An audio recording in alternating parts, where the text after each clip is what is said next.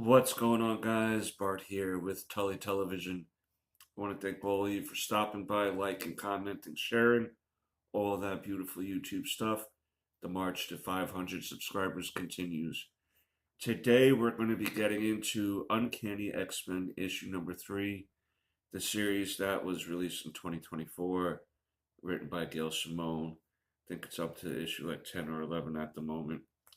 But we currently open up with Charles Xavier being talked to by his former love, Sarah. And she's asking him if he knows where the children are. He's asking her, she's asking him if she misses his womb and threatens to find the children. Now, this Charles is still imprisoned at the Xavier Institute. Karina, the warden, you remember, she has a thing against mutants, and she has a bunch of men, basically a small army, ready to capture mutants. And with the assistance of Sarah, who looks completely different now than when Charles met her. But that's where we leave Charles, and we wake up with Rogue while Gambit is still sleeping at Haven, Louisiana, where Remy's friend is helping them, and her and Wolverine have a talk about the predicament, about feelings, about this whole thing with the kids here that they wound up trying to help out here. Deathstream, Jitter, Ransom, and Calico. They're all sleeping and relaxing, but basically Wolverine is saying that he's got to go somewhere to check something out. Rogue asks him to come back though, but we'll see how that goes. We know once Wolverine gets into his little emotional states, especially with his feelings for Rogue at the moment, or Anne Marie. We have to remember. It seems like they really want to get that point across. I've grew up as a comic book fan where Rogue had no name other than Rogue.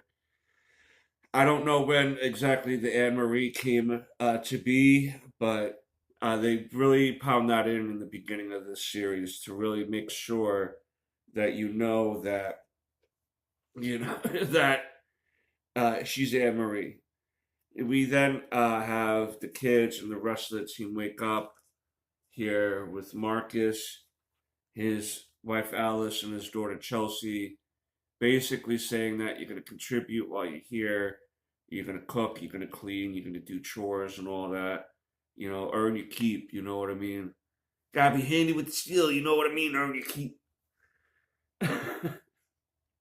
And then that's when we pick up with Corinne here, and this is going to wind up being like an Xavier type of character.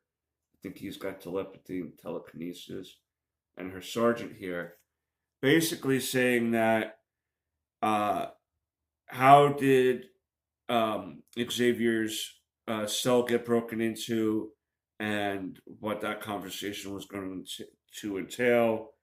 She wants to murder the children.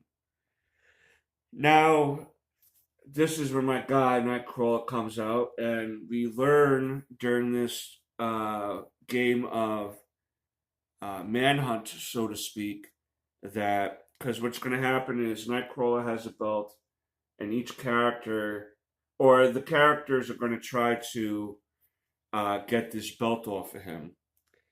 And we first come across Jitter. We first come across Jitter, and for she has the ability to learn and do anything within a minute, and I guess kind of be a master at it. I'm not sure how that's going to work out as far as knowing how deep that goes. Like, can she become a brain surgeon for a minute? Can she become, uh, things like that? You know what I mean? Like, can she get as intelligent as say Reed Richards or Tony Stark for a minute to get the team out of a scenario? We'll see, but she wound up hurting someone in class really bad because they thought she cheated on a test, and she was able to learn and be a master of martial arts and really um, kickboxer. It says here, and she really injured one of her classmates to where they're still not walking today. The next character they get into is Ransom. I find him and Deathstream seem to be a couple characters that I immediately like. Calico I like also. Jitter I like, but I kind of like these other characters a little bit better. But Ransom, he was born without a heart, and the reason why he chose the name Ransom was that his family was pretty well off, and he was kidnapped.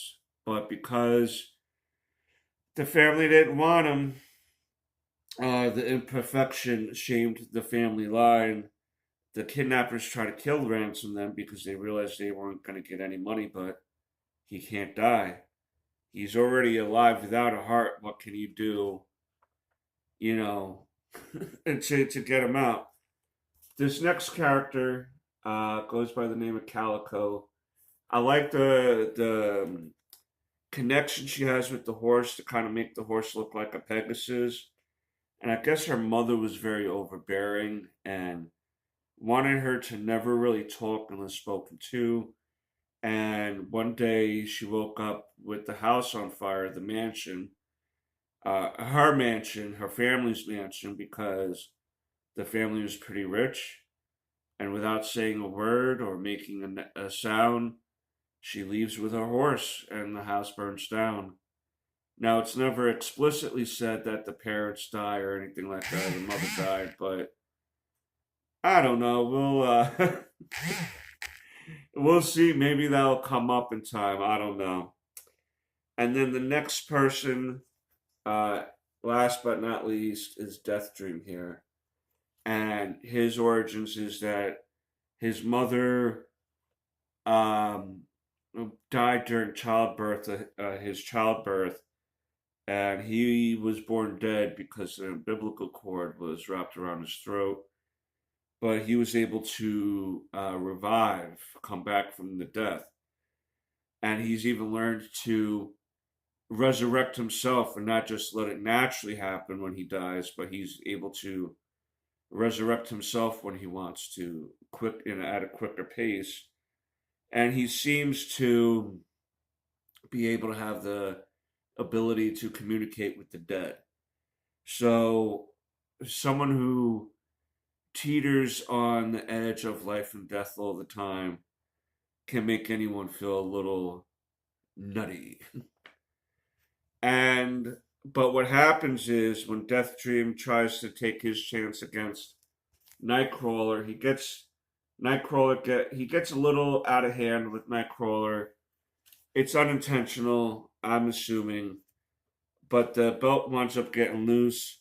Rogue winds up knocking out Deathstream a little bit, or at least making him lose focus so Nightcrawler can get his bearings back together. And Calico winds up winning, by the way. Nightcrawler happens to say, I'm sure you guys have good hearts, but Deathstream is like, well, mine is filled with worms. And Ransom was like, I don't even know. I don't even have a heart. The last bit of the story here is Wolverine getting stopped, getting dropped off at Kisatachi National Forest. I don't know if that's a real national forest or not. But this is where he seems to know where it. He didn't realize it was Sarah initially, but where the problems are stemming from here, and that's Sarah's current form. And her and Wolverine obviously start fighting, but her claws here, Somber Steel, it's called, and it's really cutting through Wolverine. She's really jacking him up.